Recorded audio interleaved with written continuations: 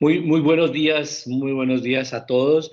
Muchísimas gracias por atender a esta nueva actividad y ya tenemos un número muy importante, doctor, para dar inicio a nuestra actividad en el día de hoy y que le agradecemos mucho, doctor Héctor Romero. eh, Porque nuestro conferencista, que lo teníamos para el día de hoy, tenía otra actividad en sustentación de su tesis de grado y entonces tuvimos que empezar a buscar y gracias a su colaboración vamos a poder realizar en el día de hoy este webinar de la Asociación de Suroccidente Colombiano. Como todos ustedes saben, el doctor Héctor Romero, un gran colega, pediatra, neonatólogo y epidemiólogo, coordinador de la unidad de recién nacidos del Hospital Infantil Universitario San José, director titular de pediatría de la Universidad Fuchs y es un investigador y miembro de Colciencias.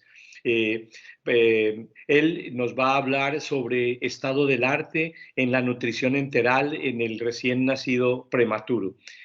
Doctor Romero, muchísimas gracias y para nosotros es un honor nuevamente tenerlo y escucharlo en su presentación. Doctor Macías, muchas gracias por su amable presentación, muy bonitas palabras, gracias a todo el público que nos está acompañando. Entonces, mientras que comparto mi pantalla, un agradecimiento, gracias por todos. Vamos a mirar acá, nutrición enteral. Y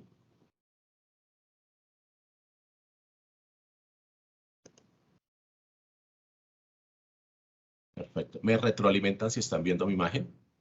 Perfecto, ya está muy bien. Excelente, entonces empecemos. ¿Listo? El plan de esta horita, o menos de la horita, va a tratar de correr, es para hablar de nutrición enteral en el prematuro. Vamos a mirar algunas cosas.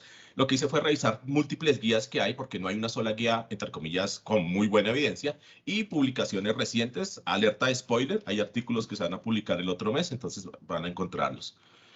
Esto no es nutrición, esto no es un buen protocolo, entonces lo que hicimos fue leer de todas estas guías, todos estos consensos, a ver qué sacábamos.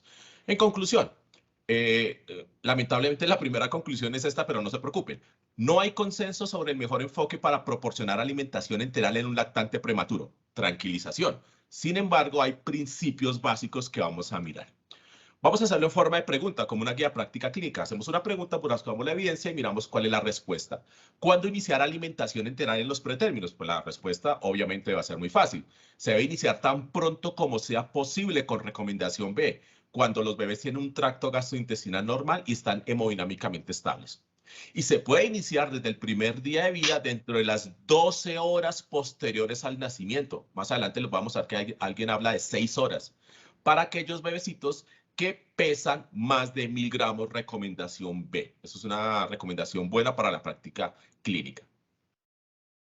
Bebecitos mayores, pero menores de 1000 gramos, podría retrasarse la alimentación 24 a 48 horas, igual que en los niños que tienen asfixia perinatal, pero grave, la severa, la que tiene el Apgar bajo a los 5 minutos menor de 4.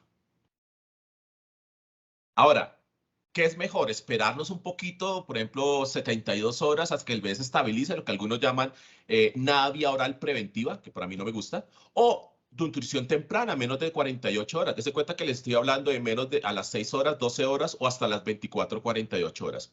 Bueno, ¿qué dicen en general los consensos? La alimentación temprana, pues, antes de las 48 horas, se asocia con un tiempo significativamente menor para ganar peso. El niño gana más rápido peso, una menor duración en la nutrición parenteral, factor de riesgo para sepsis si se aumenta, estancia hospitalaria, incidencia de osteopenia en la prematurez, ictericia, colestasis, sepsis tardía, alta tardía, necesidad de oxígeno en lactantes de bajo peso. Definitivamente lo mejor es dar alimentación antes de las 48 horas. No, no, es que a mí me gusta demorarme porque quiero evitar la enterocolitis. Bueno, aquí hay una muy buena aplicación de enero de este año, de una revisión en la cual si yo demoro la alimentación, mira lo que le pasa a la enterocolitis. Los OR están por la mitad. No hay aumento en el riesgo de enterocolitis. Y mira, demorar la introducción de la alimentación no reduce el riesgo de enterocolitis. Los OR pasan por 1. Tampoco disminuye la muerte. ¿Sí? Entonces, no estás previniendo muerte ni enterocolitis, pero mira, probablemente estás incrementando el riesgo de infecciones invasivas. OR 1.44 desde 1.15 a 1.8. Esto es significativo, con un número necesario a tratar de 10. Y la calidad de la evidencia para mis amigos epidemiólogos es moderada. Bueno, ¿qué dice Cochrane? Cochrane salió este año también diciendo lo mismo. Demorar la introducción progresiva de la alimentación más allá de los 4 días no reduce el riesgo de enterocolitis y de muerte. Probablemente sí incrementa el riesgo de infecciones invasivas. Y tenemos un artículo hecho en Colombia que aparece en Biomedical 2011 que dice exactamente lo mismo. No protege contra enterocolitis. Entonces, tienen que dar lo cual lo tienen que dar. Entonces tenemos nutrición. ¿Qué es nutrición enteral trófica? Bueno, aquí hay varias publicaciones. Esta apareció el mes pasado en Clínicas de Perinatalogía y dice, nutrición trófica es la nutrición hipocalórica de bajo volumen, generalmente por debajo de 24 cc kilo día, para acelerar la madurez gastrointestinal, fisiológica, endocrina, metabólica y reducir la atrofia de la mucosa. No sirve para el crecimiento somático. Entonces es por debajo de 24. Esta que es del 2022 dice que es entre 10 y 20 cc kilo día. Y se puede iniciar en los primeros 3 días y se podría ir la trófica hasta el tercero o quinto día. Y esta trófica está indicada en recién nacidos que tienen disfunción gastrointestinal prematuro, pero sin contraindicaciones para la alimentación enteral. Nivel de evidencia A. Pero alguien me preguntaba, ¿por qué usted solamente da 3 días de trófica y no 5? Dese cuenta que aquí dice 3 o 5. Bueno, aquí hay una publicación del 2017 de Salas en cual encontró 3 versus 5 días. Si tú das 3 días de trófica, el inicio de la full alimentación es más corto, es más adelantado. Y la estancia hospitalaria se reduce de 100 días a 86 días con P significativas. Conclusión, una duración corta de la trófica, 3 días, se asocia con el inicio temprano de la alimentación enteral completa. Y esta trófica no se asocia con un mayor riesgo ni de enterocolitis ni de mortalidad. Mire, no hay P significativas. Entonces, por eso muchos vamos solamente para 3 días de trófica, aunque ahorita les voy a mostrar un protocolo de acuerdo al peso. ¿Existen protocolos de nutrición trófica? Bueno, quiero mostrarles este que es como el que se acompaña más de la literatura reciente. Es 2017 de Christian Culpeper. Mira, si tienes un niño menor de 750, le das 5 días de trófica, pero al sexto día ya aumentas 30 cc por kilo día. Al séptimo día fortificas y llegas al décimo día a 160, que es la full. ¿Qué pasa un bebé 750.000? Solo 3 días de trófica, al cuarto día das aumento de 30 cc, más los 20 serían 50 hasta 54 cc, al quinto día fortificas y está llegando a full alimentación al día 8. Y en los niños de 1000 a 1500, 2 días de trófica, al tercer día avanzas 30 cc por kilo, al cuarto día puedes estar fortificando y al séptimo día ya estando full alimentación. Si se dan cuenta con este protocolo, los bebecitos chiquitos al día 10 ya están con full alimentación, teóricamente, y los bebecitos un poquito más grandes, los menores de 1500, estarían al día 7. Recuerden que por encima de 1500, el primer día es full alimentación, no les dé miedo, a no ser que tenga contraindicaciones. Métodos de alimentación, ¿cuál es la ruta que tenemos que tener? Entonces, esa es la guía práctica clínica de México. Dice, la alimentación enteral en forma intermitente, significa cada cierto tiempo, 3 o 2 horas, en bolos, por sonda orogástrica a gravedad o gavaje, hasta que el niño cumpla 34 semanas. Después de esta, ofrecerla mediante succión. Significa, pero para los mexicanos el corte es 34 semanas. ¿Qué es el grupo asiático? Que es una muy buena guía. Se da succión después o igual a las 32 o 34 semanas. Nivel de evidencia significa que te lo bajan. Oye, tú a las 32 semanas podrías optar por probar la succión del bebecito. Igual todos tenemos fonodiólogo, terapeuta. Alimentación por sonda. Significa que serían los niños que son menores o iguales a 32, 34, los que tienen disfunción en su succión o deglución o no pueden ser alimentados por vía oral o como suplemento de la ingesta inadecuada de nutrición oral. Ese bebecito que no gana peso, le pones una sonda y perfecto. Rutas de alimentación puede ser orogástrica y nasogástrica. Cualquiera de las dos, la referencia es A. Ahorita vamos a mirar algo de diferencias entre los dos. Mira, la única guía que dice cuándo hago gastrostomía. Hacemos gastrostomía cuando la alimentación por sonda dura más de 4 semanas. No te puedes prolongar más de 4 semanas con sonda y con terapias. Algo tienes que hacer. cuando hay fístula tracoesofágica, atresia esofágica, lesión esofágica, falta de crecimiento o trastornos neurológicos. Y podemos colocar alimentación transpilórica o postpilórica. Esto es adecuado solamente en anomalías del tracto gastrointestinal superior, falta de motilidad gástrica, un alto riesgo de inhalación y un reflujo gastroesofágico grave. Este sí tiene un poquito menos de evidencia. ¿Qué pasa con la alimentación transpilórica que personalmente no me gusta? Debe evitarse en lo posible, ya que está asociado a mayor mortalidad y trastornos funcionales gastrointestinales. Ok. ¿Y cómo alimentarse enteralmente? ¿Nasogástrica u orogástrica? Bueno, aquí hay una gran dualidad.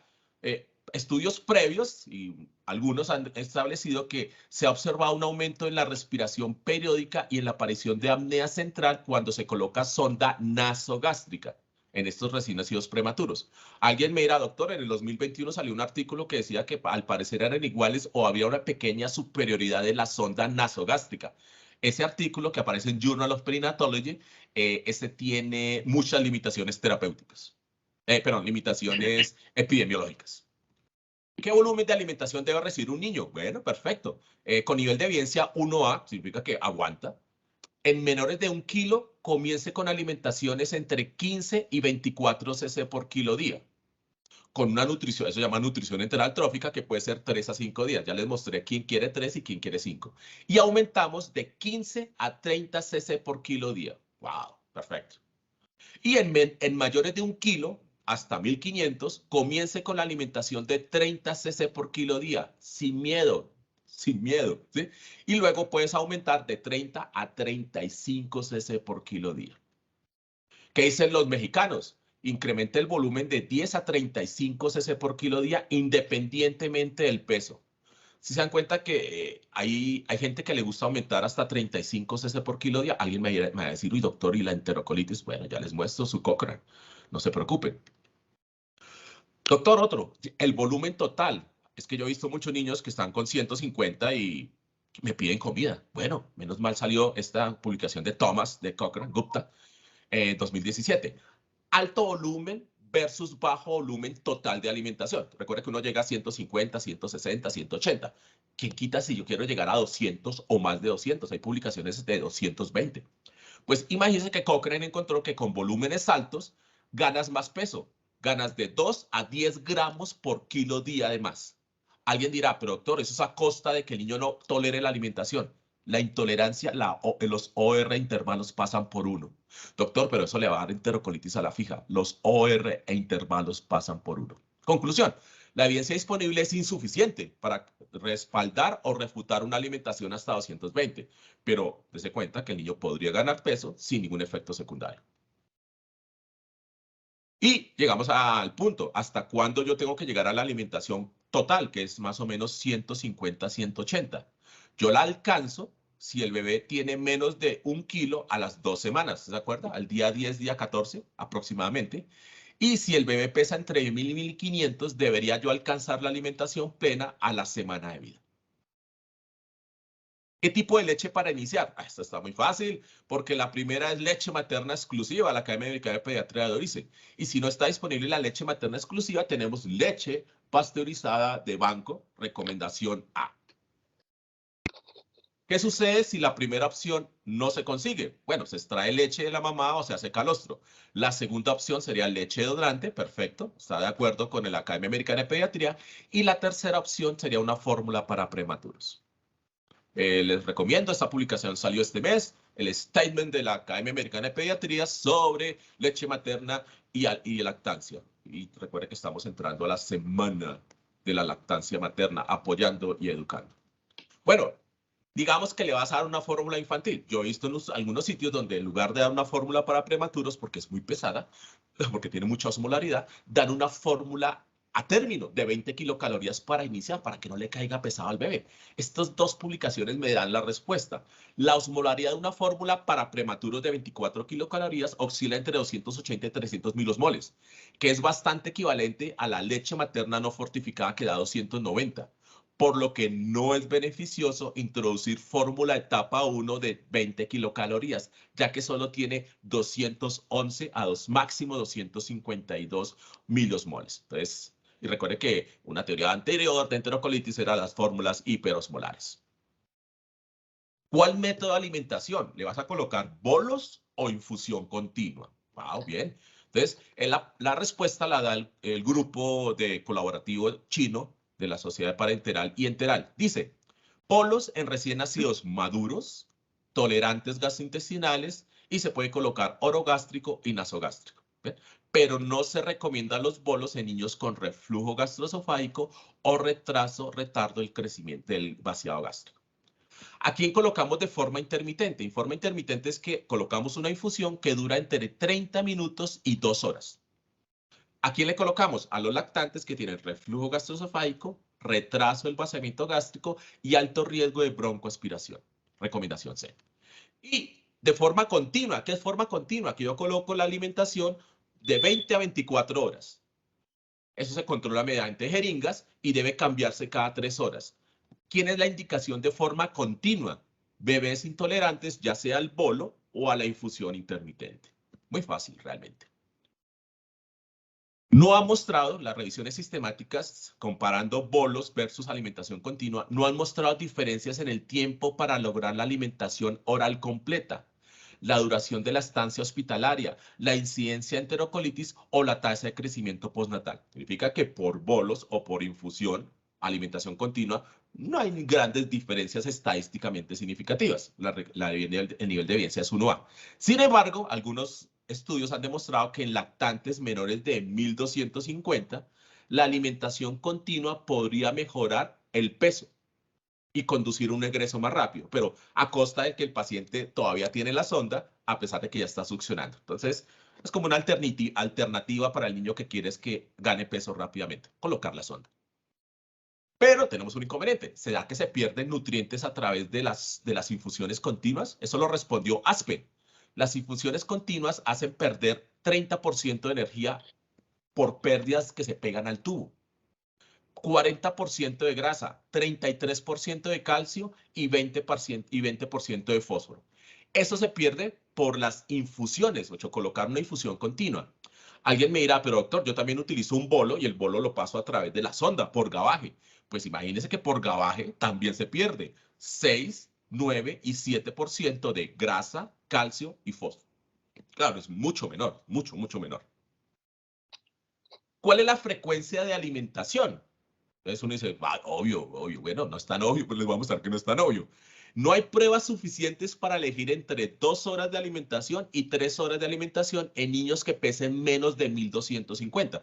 Significa que sabemos que por encima de 1250 es 3 horas. Entonces, reuniendo la información que es limitada, ¿sí? Se propone en un grupo que, mire, la propuesta son 2B o 4 de especialistas, recomendación, que los mayores de 1250 sean alimentados cada 3 horas, ya lo sabemos, y que los menores de 1250 preferiblemente cada 2 horas. Pero recuerde, esto es una propuesta con recomendación de expertos, aunque en general la respuesta a eso en general es que no hay suficiente evidencia entre 2 y 3 horas. ¿Cuál es el mejor avance? Doctor, ya leí la alimentación. ¿Avanzo rápido o avanzo lento? Aquí la respuesta siempre va a ser, ¿y la enterocolitis? Bueno, veamos qué dice el consenso de optimización de recién nacido de nutrición en el recién nacido prematurito de Kurman. Dice, abro comillas, el avance rápido de la alimentación enteral se asoció con un tiempo significativamente menor requerido para lograr la alimentación enteral completa y recuperar el peso a nacer. Una menor duración de la estancia hospitalaria, la tolerancia a la alimentación es comparable y ningún aumento en el riesgo de enterocolitis. Calidad de la evidencia grade moderada. ¡Wow! Significa que puedo avanzar rápido. ¿Se acuerda que yo les mostraba 2 días de 35 cc por kilo día? De 30 a 35. Y Cochrane va un poco más allá, 2017. Dice, avances lentos entre 15 y 20. Significa que ya le pusimos nombre. Avance lento es 15 a 20 cc por kilo día. Avance rápido es 30 a 40 cc por kilo día. Pues la comparación muestra que no hay ninguna diferencia en el riesgo de enterocolitis ni muerte en esos prematuritos. ¡Wow! Pero aún dice esto Cochrane, el avance lento resulta en demora en la alimentación, en establecer la full alimentación e incrementa el riesgo de infecciones invasivas. Esto es 2017, no es nada nuevo. Entonces, me fui hacia atrás y ¿de dónde sale esa gran recomendación? Claro, es porque hubo una publicación de Aspen, de la asociación, la Sociedad de Nutrición Americana en 2017. Hizo un estudio, hizo 3 comparaciones para el riesgo de enterocolitis en unidades neonatales. ¿Qué pasa si avanzo rápidamente? ¿Qué pasa si avanzo intermediamente? ¿Y qué pasa si avanzo lentamente? Ahí ya vimos los volúmenes. Pues imagínense que encontraron que si tú avanzas lentamente, mire los OR para enterocolitis. ¡Wow! Ya lo sabíamos. Pero mira que si avanzas intermediamente, ORs por encima de 1 y ORs ajustados por encima de 1. Aparte, encontró que avanzar lenta o intermediamente aumenta estadísticamente la colonización de Clostridium y Staphylococcus aureus. Conclusión de Aspen: una lenta progresión de la alimentación, acuérdense que es de 20 para abajo, 15 a 20, está asociado con un incremento del riesgo de enterocolitis y incremento de la colonización por Clostridium y Staphylococcus. Este es un estudio importante que se llama el EpiFlor Study. ¿Cómo es la nutrición enteral en casos especiales? Vamos como cerca a la mitad. Perfecto, entonces tengo un caso especial. Alimentación para bebecitos pequeños para la gestacional, SA o los RCU, con o sin antecedente de flujo umbilical diastólico al final ausente o invertido. El AREF clásico que vemos que nos dicen los perinatólogos. ¿Qué dice la recomendación? Esto es para 2015. Si el examen abdominal del recién nacido es normal, comience a alimentar dentro de las 24 horas de vida, pero avance lentamente con volúmenes en el extremo más bajos del rango. Ahí te lo juegas con avances más bajos. Extremadamente en los primeros 10 días de esos bebecitos y sobre todo si es menor de 29 semanas y tiene el flujo invertido o ausente. Ok, hasta ahí todos estamos bien, pero les cuento que ya salió va a salir el otro mes, alerta de spoiler, el otro mes va a salir una publicación en el Journal of Pediatric Gastroenterology and Nutrition. Es un metaanálisis, una revisión sistemática, en el cual demostró que alteraciones en el Doppler antenatal no incrementan la frecuencia ni de enterocolitis ni de mortalidad. Entonces, esto tendría que estar cambiando esta recomendación. ¿Qué pasa a un niño que está en ventilación no invasiva? PRONS, con CPAP, con NIP o con cánula nasal de alto flujo. Aumente los alimentos con cautela. Si no tiene una contraindicación, aumente la alimentación. ¿Qué pasa en un paciente con shock? No recomendamos comenzar la alimentación el primer día. Cuando este shock tenga medicamentos vasoactivos, algunos artículos hablan hasta mínimo dopamina por encima de 5 microgramos kilo minuto, cambios hemodinámicos o si se observa una perfusión de llenado capilar deficiente. Esto es una recomendación de la guía práctica que desarrollan las guías. ¿Y qué pasa si tienes catéteres umbilicales? A mí me enseñaban que cuando tenía catéteres umbilicales no da alimentación, pues ya con recomendación C sí podemos dar alimentación. ¿Qué pasa en el paciente crítico? Hay 2 publicaciones, hay una del año pasado, hace un año exactamente, de EFSGAN, hablando de nutrición en el paciente crítico. Pues imagínense que a ese paciente crítico podríamos iniciarle la alimentación, si es factible, en las primeras 48 horas. En esa publicación de EFSGAN aparece una tablita. Aquí está lo teórico que tiene que recibir un niño prematuro o a término, si está crítico en la fase aguda temprana, si está crítico en la fase aguda tardía o si está en recuperación. Y cuánto necesitaría de energía, glucosa, proteínas y lípidos si el paciente está recibiendo nutrición enteral o si está recibiendo aporte parenteral. Un bonito cuadro. Y ese mismo artículo muestra acá las 3 fases, la fase aguda y temprana, la fase aguda tardía y la fase de recuperación por encima de 7 días, y cuál es el flujograma que le hacemos al recién nacido a término y cuál es el que le hacemos al recién nacido prematuro. Esto es de fotografía, no lo voy a explicar. Ahí le pueden tomar una fotografía y lo pueden bajar. Ahora, ¿qué pasa en hipotermia? Bueno, está esta publicación de Chang del 2018 en el cual niños estaban en hipotermia, a uno les dieron nutrición enteral trófica y a otros no les dieron alimentación. Con P significativa se dieron cuenta que la estancia hospitalaria y llegar a la full alimentación era mejor en los niños que les daban nutrición enteral trófica. Conclusión de Chang: la nutrición enteral trófica durante la hipotermia se asoció con una duración menor de la estancia hospitalaria, del tiempo de alimentación para llegar a la alimentación completa, y no aumentó las complicaciones de la alimentación ni los procesos inflamatorios sistémicos. Entonces, estamos dando nutrición. Además, si tú lees la guía de asfixia y encefalopatía hipoxico-isquémica de los ecuatorianos del 2019, ahí dice que con recomendación B se tiene que iniciar nutrición enteral trófica junto con la parenteral en niños asfixiados. ¿Y qué pasa en cardiopatías ductus dependiente? O en esos niños que están recibiendo AINES para el cierre del ductus. Bueno, aquí hay 2 publicaciones, mire, alimentar o no alimentar en niños que tienen un ductus y alimentar en un niño que tiene una cardiopatía ductus dependiente. Eso es de Day. Imagínense que aquí están las P, ninguna P es significativa. Conclusión, según estos datos, no parece haber una asociación entre la alimentación enteral y la enterocolitis en lactantes que reciben prostaglandina. A no ser que la cardiopatía esté hemodinámicamente inestable, con mala perfusión, que tenga alguna de las contraindicaciones. ¿Qué pasa con el ductus? Para los que cierran con indometacina, hay una publicación muy buena en el cual comparó 3 grupos. Estás dando indometacina para el ductus. A un grupo no le das comida, a otro le das menos de 60 cc por kilo día y a otro le das más de 60 cc por kilo día. Imagínate que no se observó ninguna diferencia en el resultado primario de enterocolitis. Y para la recomendación de Nutrients del 2015, si el neonato ya está recibiendo una alimentación mínima y le vas a empezar a cerrar el ductus, continúa alimentando al bebecito con alimentación trófica hasta que termine el ciclo de indometacina. Si el neonato está en ayunas y le vas a empezar la indometacina, introduzca alimentos tróficos con leche materna. Y alguien me dirá, ¿y qué pasa con ibuprofeno? Aquí dice, si bien no hay estudios que comparen la alimentación durante el tratamiento entre indometacina e ibuprofeno, que sería un buen estudio, la evidencia indirecta sugiere que el ibuprofeno puede ser más seguro que la indometacina. Y la evidencia indirecta es a través de un Cochrane. Recuerda que Cochrane ya emitió su publicación de ibuprofeno para el cierre de ductos del 2020. Es un metaanálisis bueno. Otro, doctor, practica la guía ERAS. ¿Qué es esa vaina? Bueno, el consenso de guías perioperatorio del cuidado neonatal de cirugía intestinal. Estas son las guías ERAS que aparecieron en el 2020. ¿Qué dicen esas guías? La recomendación es, después del posoperatorio gastrointestinal de un niño, empezar la alimentación lo más pronto posible en las 24 a 48 horas después de la cirugía cuando es posible, desde que no haya contraindicación. No espere para un retorno normal a la función intestinal. Entonces no tengo que esperar que tenga ruidos intestinales para ya poder iniciar la alimentación de esos bebecitos. Ahora, ¿qué sucede con otra guía que encontré buenísima, esta de nutrición de guías prácticas del 2016? ¿Qué sucede si a un niño le hacen una restricción intestinal y le queda cierta cantidad de intestino remanente? ¿Cómo le doy la alimentación? Y si es muy pequeño, ¿me arriesgo o no me arriesgo? Pues les tengo el protocolo.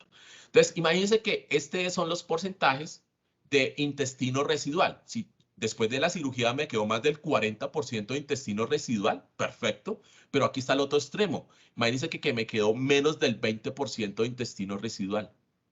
Y eso lo cruzamos con el peso del bebecito, menor de 1500 o mayor de 1500. Y de acuerdo a lo que me quedó de intestino cruzado con el peso, yo tomo la conducta de alimentación. Ejemplo, si me quedó más del 40% de intestino residual con continuidad del colon y soy menor de 1500, me tienen que iniciar alimentación 12 cc por kilo día. Pero en otro extremo, me quedó menos del 20% de intestino residual. ¡Wow! Eso es un intestino corto, ultra corto. Y soy menos de 1500. Ahí sí empiezo con 1 cc cada 3 horas por 7 días y luego aumento a 12 cc por kilo día en alimentación continua o intermitente. Y el mismo flujograma te dice cómo hacer los incrementos. Habitualmente van entre 12 y 24 cc por kilo día. Y qué pasa cuando haces intolerancia, cuál es tu acción. Una muy buena publicación. Y otra, doctor, es que yo opero gastrosquisis y quiero tener un protocolo estandarizado de alimentación. Se lo tengo, 2019, diciembre, de British Medical Council Pediatrics. Entonces, este es el plan de protocolo, dice. Entonces, tú tienes un estadio 1 en el cual operas al niño y a las 24 horas, si no tiene contraindicación, inicias nutrición trófica, si te das cuenta.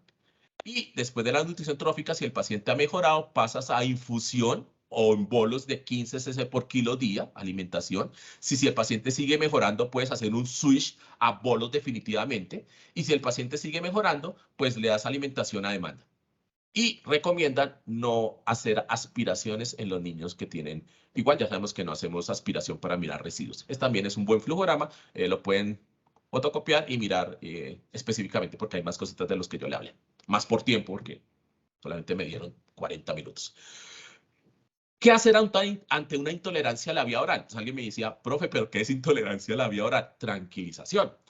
El mes pasado salió en Early Human Development la definición más cercana de qué es intolerancia a la vía oral. La incapacidad para digerir la alimentación enteral que se presenta como volúmenes residuales gástricos superiores al 50% y o distensión abdominal y o emesis o ambos. Y la interrupción del plan de alimentación del paciente. Bueno, esa es la definición que yo llama definición del libro. Ahora, ¿cuál es la definición operativa? Significa cuando presenta intolerancia, ¿yo qué le hago en ese momento? Entonces, tenemos otra muy buena publicación que aparece en el 2015, el Limping Gene, en el cual establece es un protocolo en el cual establece los 6 criterios para diagnosticar intolerancia alimentaria. Primero, residuo por encima del 50%. Ya lo vimos. Segundo, vómito. ¿Qué es vómito? De intolerancia, más de 3 veces en 24 horas. Residuo o vómito de características biliosas o encuncho de café. Distensión abdominal patológica de intolerancia. ¿Qué es eso? Más de 1.5 centímetros en 24 horas y que no esté asociada a la utilización de CPAP. Otro criterio es que alguien lo haya ayunado. Quítenle la comida, la típica, quítenle la comida. Si le pasaron 2 comidas, ya tienen criterio de intolerancia alimentaria. Y el último es que presente sangres en las heces o una sangre positiva a través del guayaco. Tengo los criterios. Ahora, ¿qué tengo que hacer con cada criterio? El mismo artículo te lo dice. Está gratis en Google. Listo. Si tienes un residuo por debajo del 30%, continúe la alimentación y observar de cerca. Si tiene un residuo entre el 30 y el 50%, reduzca la alimentación en volumen un 20%. Si tiene un residuo por encima del 50%, ayune una comida y en la siguiente comida vuelva a alimentarlo a ver qué le pasa. ¿Qué pasa si tienes un vómito o un residuo bilioso o encuncho de café? Stop, paras la alimentación y haces investigación de sospecha de enterocolitis. Distensión abdominal, reduce la cantidad de alimentación un 20% o la segunda alternativa es que ayunes una sola comida y luego continúas alimentando a ver qué le pasa.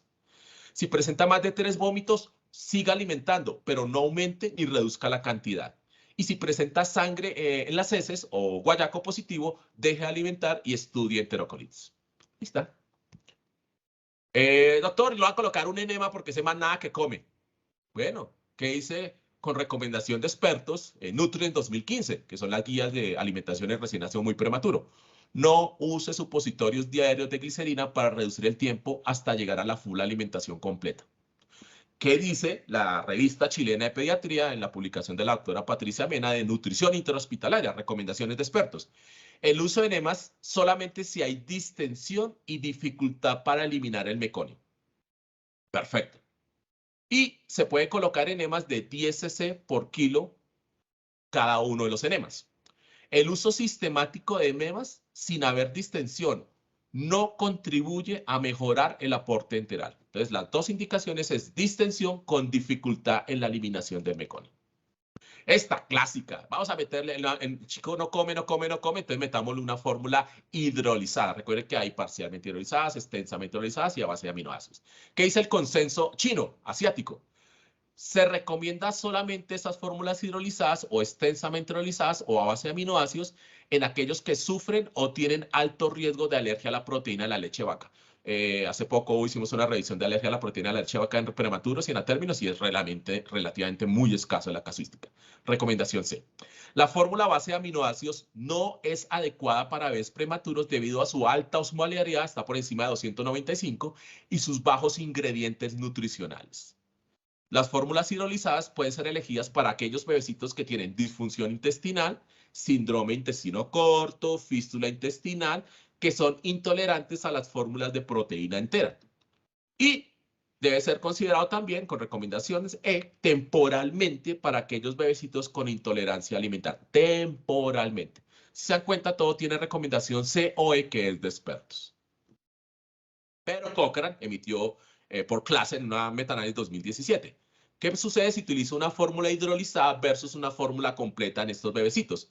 Pues encontró, mire, aquí veo que vea la flechita, hay una disminución del peso utilizando fórmulas hidrolizadas, reduce el peso entre 1 y 5 gramos por kilo día, por estar utilizando fórmulas hidrolizadas. Alguien dirá, pero doctor, yo la usé porque eso hace que el bebé se le disminuya la enterocolitis. Pues mire, quiero que vea la enterocolitis. Los OR pasan por 1, paila. No, pero el niño come mejor. La intolerancia pasa por 1. Ah, me la puso difícil. No, pero entonces se le disminuyen las alergias al niño. ORs pasan por 1. Conclusión, los datos existentes no apoyan la conclusión de que la alimentación con hidrolizadas afecte el riesgo de intolerancia o de enterocolitis. Se necesitan más estudios. Ah, es que doy hidrolizadas para disminuir intolerancia y enterocolitis. Al parecer, no funciona.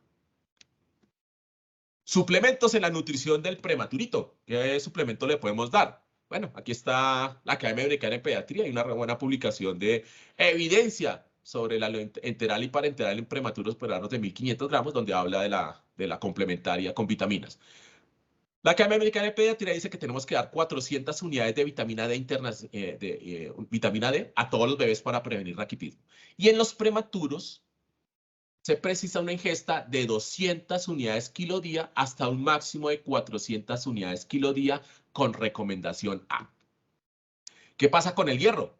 Pues se tiene que dar entre la semana 4 y la semana 8ª de vida, aunque puede haber beneficios hematológicos y neurológicos si se inicia de forma temprana. Hay unas escuelas que lo están iniciando a la 2ª semana de vida cuando el paciente ya está con tolerancia a la vía oral. ¿Qué dicen los mexicanos? Esta mexicana me gusta porque va al punto.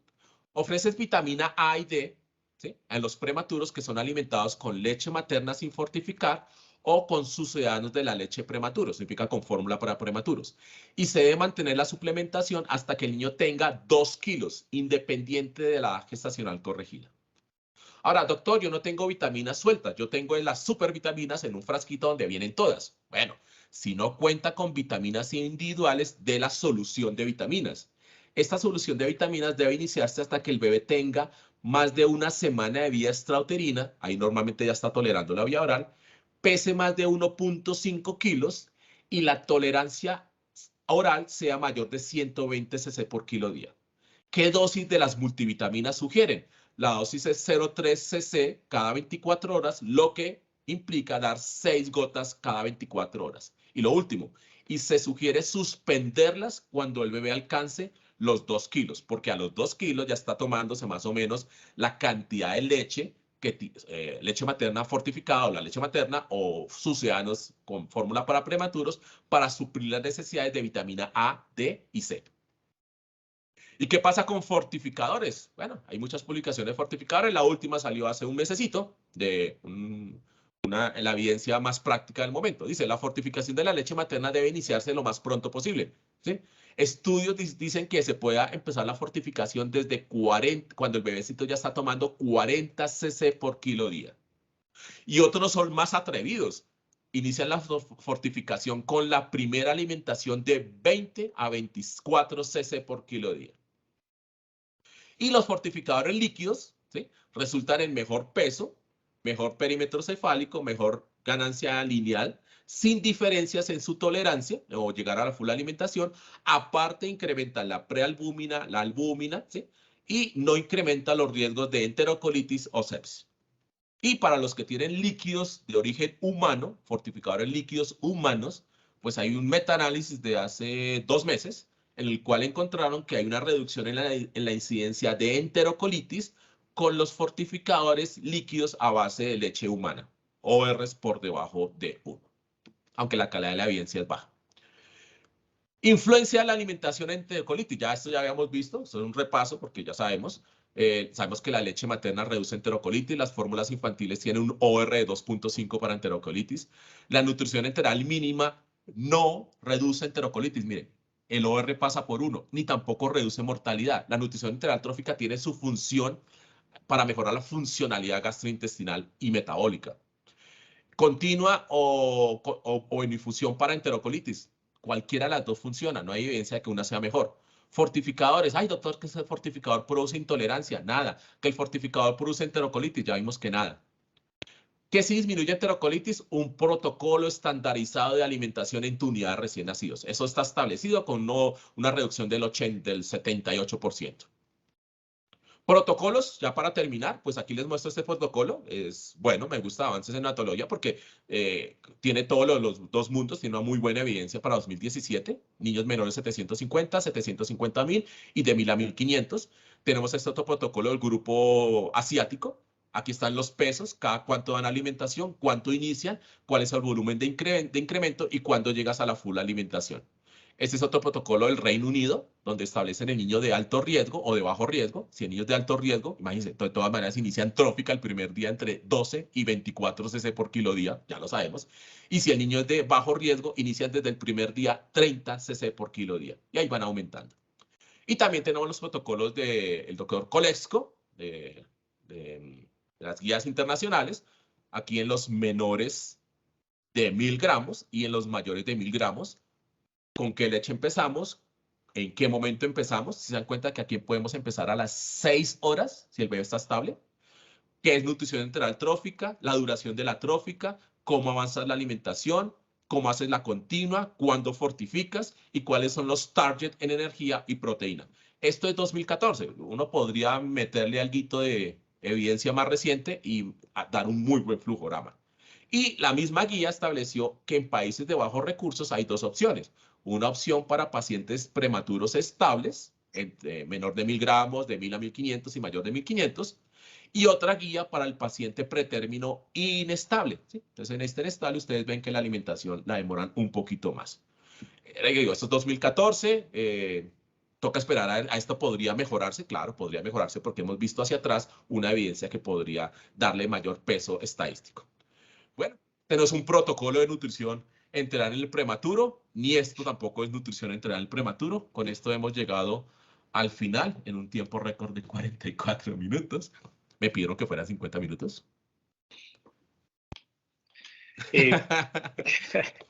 Muchísimas gracias, doctor. Excelente revisión y como siempre con una actualización que es muy importante. Le cuento, doctor, que tenemos más de 145 personas que se nos han conectado. Lastimosamente, yo aquí en mi computador no puedo ver las preguntas, pero si voy a pedirle al ingeniero que por favor, hay personas que pueden levantar la mano y les podemos conectar para que nos hagan la pregunta. A mí me gustaría que, doctor, nos hicieras como un poquito de recordar sobre la nutrición trófica en el recién nacido, ante todo prematuro. Bueno, la trófica va entre 12 y 24 cc por kilo día.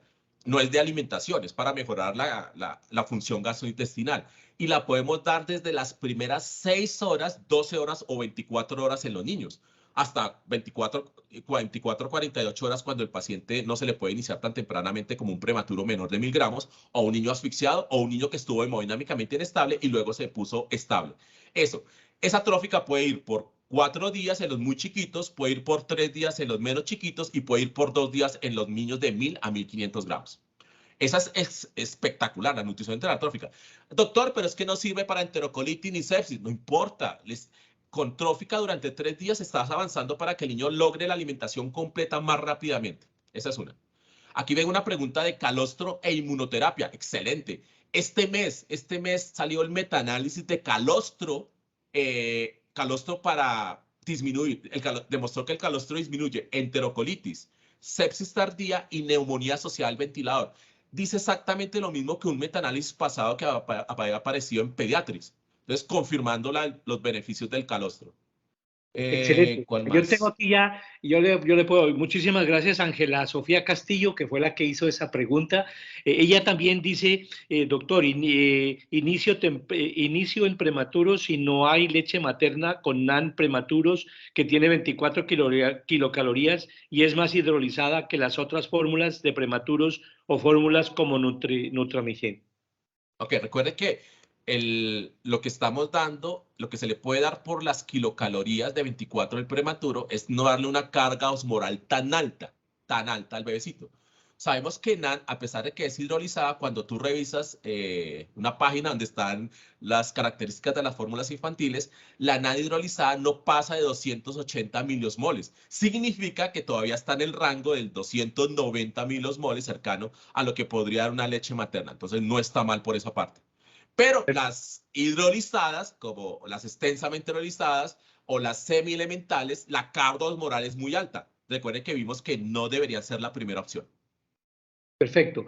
Yo voy a hacer una pregunta de la doctora Astrid Jimena Rojas y veo, ingeniero, que hay manos levantadas. A ver si usted nos puede ir ayudando para que en la siguiente, por favor, le puedas dar a María Elena Arteaga, que es la primera que veo con la mano levantada. La doctora Astrid Rojas dice, excelente presentación, doctor. Muchísimas gracias. ¿Desde qué día iniciamos las multivitaminas? Si se da cuenta que las multivitaminas la inician, teóricamente se tiene que iniciar cuando el bebé ya está tolerando, entre comillas, 120 cc por kilo día, si tiene el complejo de multivitaminas. Imagínense que en América, en Estados Unidos, inician vitaminas de forma aislada. Inician vitamina D, la puede iniciar desde el primer día, para poder que el bebé reciba 400 unidades. Para que un bebé reciba 400 unidades, debería estar tomándose 2 onzas cada 3 horas. Esto es imposible el primer día.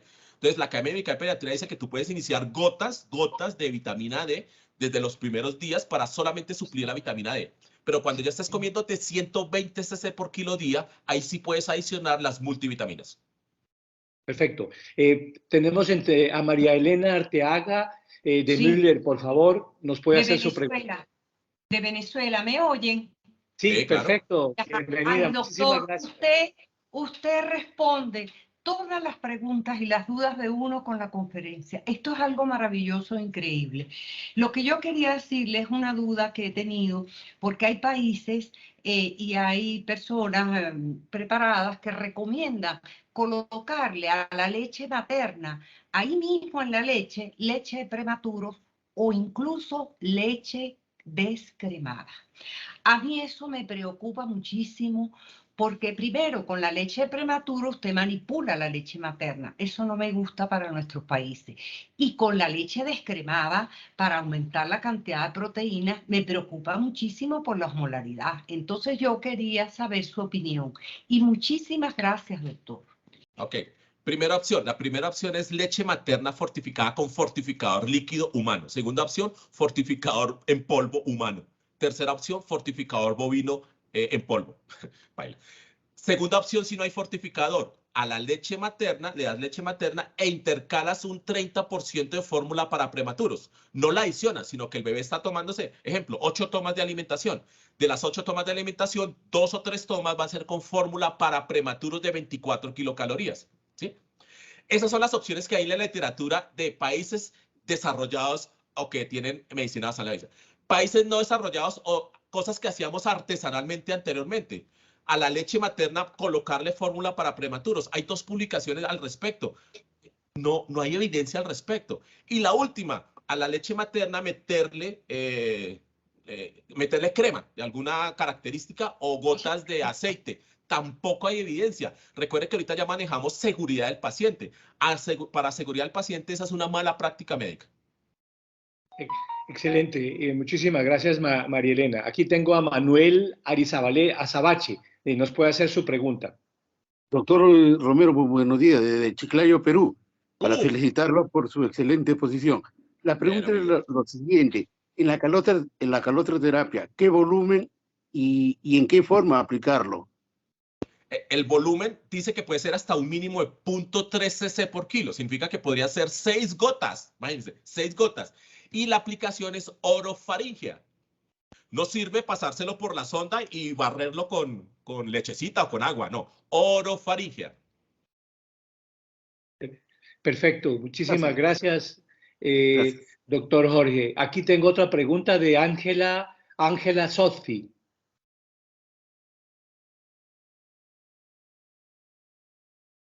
Ángela, parece que ya no está. Dice Manuel Bravo Esquivia. Aló, buenos días. La pregunta que yo hago es el uso de probióticos. Si está indicado cuándo iniciarlo y cómo iniciarlo.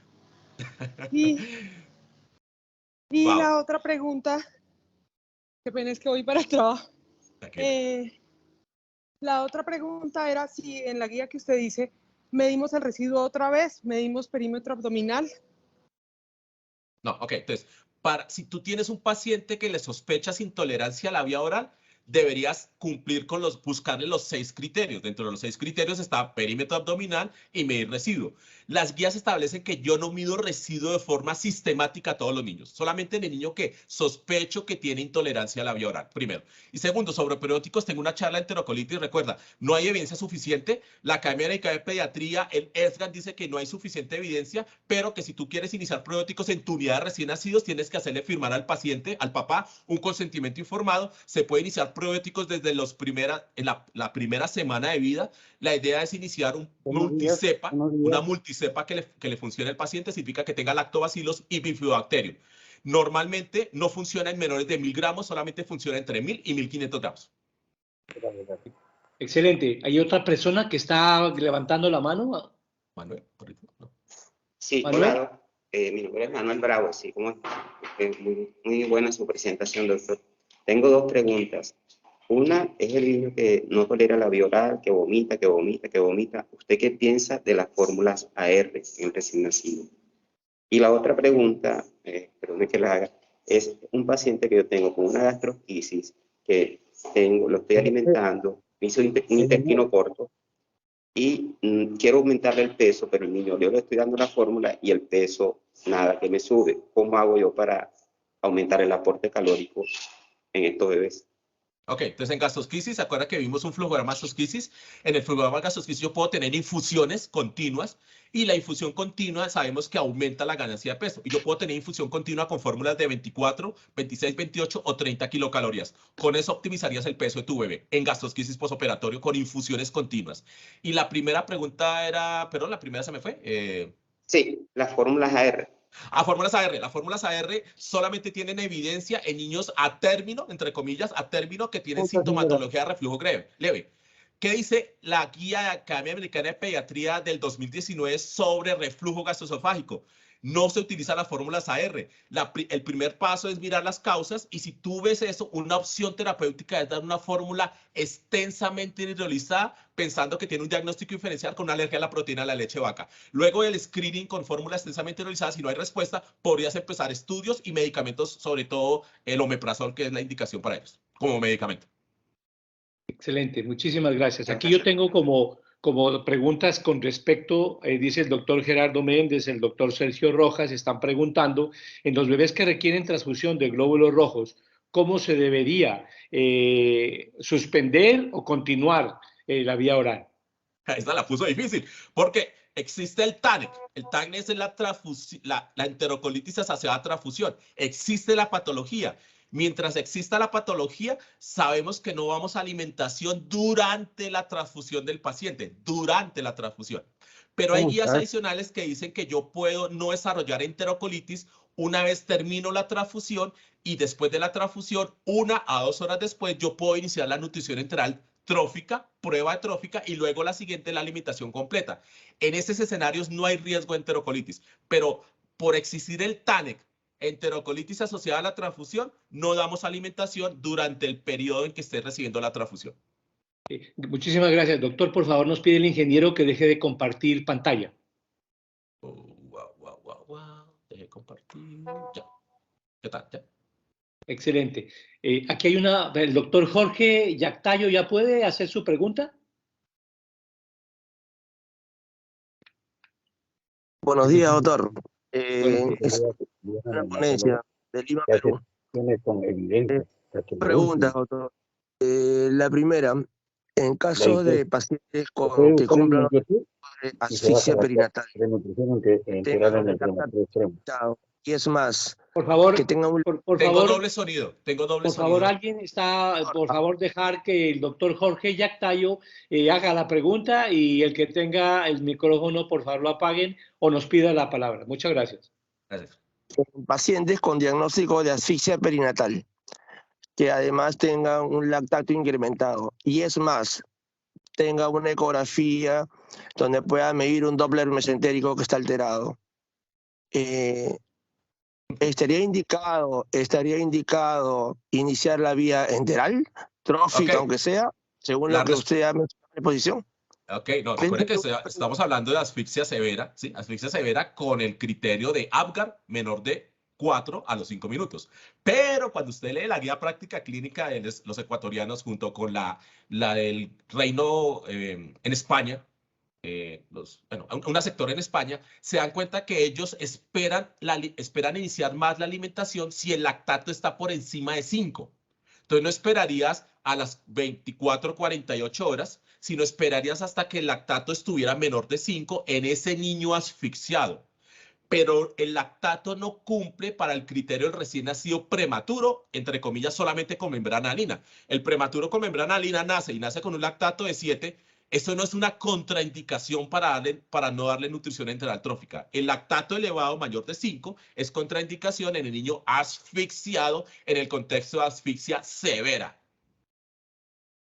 Excelente, muchísimas gracias.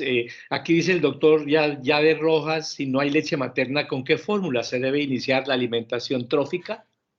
Si no hay leche materna, pida leche materna prestada al banco, y si no, hay una fórmula infantil para prematuros.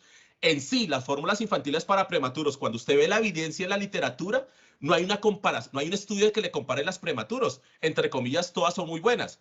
Claro, hay unas de prematuros que tienen mayor cantidad de calcio y fósforo. Eso podría evitar a un futuro la enfermedad metabólica ósea. Excelente. Dice doctor Joana Pacheco, Salatrín, buenos días a todos. ¿Cuáles son las recomendaciones e indicaciones para el uso de fórmulas de 26, 28 o 30 Ok, kilocalorías? las recomendaciones son de los fabricantes, ¿sí? Cuando tú tienes un paciente que no logra estar en el carril de la curva de crecimiento, ya sea de Fenton a la que tú utilices, y no logras mantenerlo ahí, y estás con 24 kilocalorías, tienes la opción de subir a 26 kilocalorías, probar 3 días. Si el paciente gana peso durante esos 3 días, te quedas ahí. Pero si no gana peso en 3 días, pasas a 28 y puedes subir hasta 30 kilocalorías. Excelente. Tenemos una mano levantada. Adriana. Estos preguntan, parecen, están peores que mis residentes, eso preguntan. Me No, bombardean. pero no, parece que bajó la mano porque ya no se ve. De todas formas, yo creo que ha sido una presentación excelente con una actualización como usted nos tiene acostumbrado. Muchísimas gracias. Y imagínense que todavía seguimos más de 140 Sí. participantes y eso me llena de mucha alegría. Un abrazo, muchísimas gracias y a todos, gracias por haberse conectado. Feliz día de trabajo. Chao, que les va muy bien. Doctor, muchas gracias.